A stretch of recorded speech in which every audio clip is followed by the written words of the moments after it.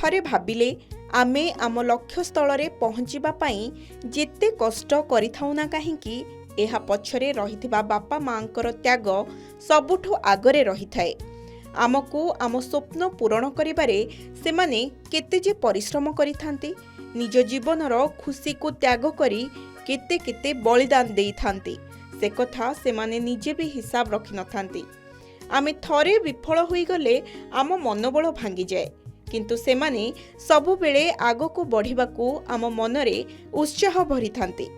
ଥରେ ଭାବିଲେ ଆମେ ଆମ ମନ ମୁତାବକ ଚାକିରିଟିଏ ପାଇବା ପରେ ସେଠାକୁ ଆମ ବାପା ମାଙ୍କୁ ନେବା ପାଇଁ ଆମର ବହୁତ ଇଚ୍ଛା ହୁଏ ନା ନାହିଁ? ଆଜ୍ଞା, ଆପଣ ଭାବୁଥିବେ ଆମେ ଏତେ କଥା କ'ଣ ପାଇଁ କହୁଛୁ?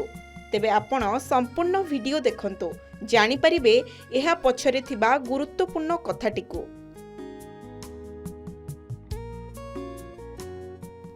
ଦର୍ଶକ ବନ୍ଧୁ, ଆମେରିକାରେ ଜଣେ ଭାରତୀୟ ଝିଅ ତାଙ୍କ ଡ୍ରିମ୍ ଜବ୍ ପ୍ଲେସ୍ ୱାଲମାର୍ଟରେ ପାଇବା ପରେ ତାଙ୍କରି କାର୍ଯ୍ୟାଳୟକୁ ତାଙ୍କ ବାପା ମାଙ୍କୁ ନେଇ ବୁଲାଉଛନ୍ତି। ଆଉ ଏହି ଭାବବିହ୍ୱଳ ମୁହୂର୍ତ୍ତର ଭିଡ଼ିଓ ବର୍ତ୍ତମାନ ସୋସିଆଲ ମିଡ଼ିଆରେ ଖୁବ୍ ଭାଇରାଲ ହେବାରେ ଲାଗିଛି। ଭିଡ଼ିଓଟି ଇଣ୍ଟରନେଟ୍ରେ ଘୁରି ବୁଲିବା ପରେ ଲୋକମାନଙ୍କୁ ଭାବପ୍ରବଣ କରିଦେଇଛି। କମ୍ପାନୀର ମୁଖ୍ୟ କାର୍ଯ୍ୟାଳୟରେ କାମ କରୁଥିବା ଏହି ଯୁବତୀ ଦେବଶ୍ରୀ ଭିଡ଼ିଓକୁ ଇନ୍ଷ୍ଟାଗ୍ରାମରେ ସେୟାର କରିଛନ୍ତି, ଯାହା 10 ଲକ୍ଷରୁ ଅଧିକ ଭ୍ୟୁ ଗଲାଣି। ପିଲାମାନେ ନିଜ କ୍ୟାରିୟରରେ ସଫଳ ହେବା ଘଟଣା ବାପା ମାଙ୍କ ମନରେ ସବୁବେଳେ ଅସୀମ ଆନନ୍ଦ ଆଣିଦିଏ, ମନରେ ଗୌରବ ଭରିଦିଏ, ଆଉ ତାକୁ ପାଖରୁ ଦେଖିବା ସର୍ବଦା ହୃଦୟସ୍ପର୍ଶୀ ହୋଇଥାଏ। ଯେତେବେଳେ ପିଲାମାନେ ସ୍ୱାଧୀନ ଭାବରେ ନିଜ ଗୋଡ଼ରେ ଠିଆ ହୁଅନ୍ତି, ସେତେବେଳେ ପିତାମାତା ନିଜକୁ ଗର୍ବିତ ଅନୁଭବ କରନ୍ତି। ଆଉ ଏହି ଭିଡ଼ିଓରେ ମଧ୍ୟ ସେହି ଅନୁଭବର ବାସ୍ନା ଖୁବ୍ ମହକୁଛି। ଭାଇରାଲ ହୋଇଥିବା ରିଲ୍ରେ ଭାରତୀୟ ଝିଅ ଦେବଶ୍ରୀ ତାଙ୍କ ପିତାମାତାଙ୍କୁ କାର୍ଯ୍ୟାଳୟ ବୁଲି ଦେଖାଉଛନ୍ତି।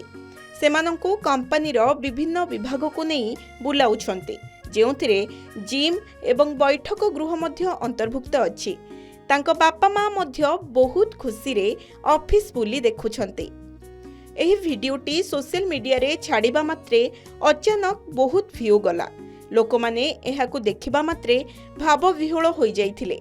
ମନକୁ ପାଇଲା ଭଳି ସୁନ୍ଦର ସୁନ୍ଦର କମେଣ୍ଟ ମଧ୍ୟ ଦେଉଥିଲେ।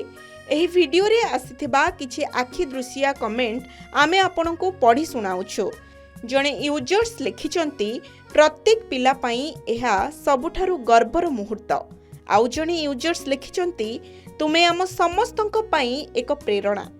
ଆଉ ଜଣେ ୟୁଜର୍ସ ଲେଖିଛନ୍ତି, କାଶ୍ ମୋ ବାପା ମା ବଞ୍ଚିଥାନ୍ତେ କି, ଆଉ ମୁଁ ତାଙ୍କୁ ମୋ ଚାକିରି କ୍ଷେତ୍ରକୁ ନେଇଯାଆନ୍ତି। ସତରେ ଦର୍ଶକ ବନ୍ଧୁ, ନୂଆ ଚାକିରିଟିଏ ପାଇଲେ କିମ୍ବା ବଡ଼ ପଦବୀରେ ରହିଲା ପରେ ପ୍ରାୟ ସମସ୍ତଙ୍କ ମନରେ ଥାଏ, ମୁଁ ମୋ ବାପା ମାଙ୍କୁ ଟିକେ ଅଫିସ୍ ବୁଲାଇ ଆଣନ୍ତି କି, ମୁଁ କେଉଁଠି କେମିତି କାମ କରୁଛି ସେମାନେ ଦେଖନ୍ତେ କି। ହେଲେ କିଛି ପରିଚାଳନାଗତ କଟକଣା କିମ୍ବା ନିଜର ସଙ୍କୋଚ ବୋଧ ଯୋଗୁଁ ପ୍ରାୟ ଏହା ହୋଇପାରେ ନା, ଆଉ ମନରେ ଟିକେ ଅଫସୋସ ମଧ୍ୟ ରହିଯାଏ। ତେବେ ଦର୍ଶକ ବନ୍ଧୁ, ଏହି ଭିଡ଼ିଓ ଏତେ ଗୁରୁତ୍ୱପୂର୍ଣ୍ଣ ନଥିଲେ ବି ମନର ଭାବନାକୁ ପରିବର୍ତ୍ତନ ଏବଂ ଆମକୁ ବହୁତ ପ୍ରେରଣା ଯୋଗାଉଛି। ଏହି ଭିଡ଼ିଓ ଦେଖିଲେ ଲାଗୁଛି ଇଣ୍ଟରନେଟ୍ ଆମକୁ କିଛି ଭଲ ଶିକ୍ଷା ମଧ୍ୟ ଦିଏ, କିନ୍ତୁ କେଉଁ ଜିନିଷକୁ ଆମେ ଗ୍ରହଣ କରିବା ତାହା ଆମ ଉପରେ ହିଁ ନିର୍ଭର କରେ। Bureau report, K news Odisha.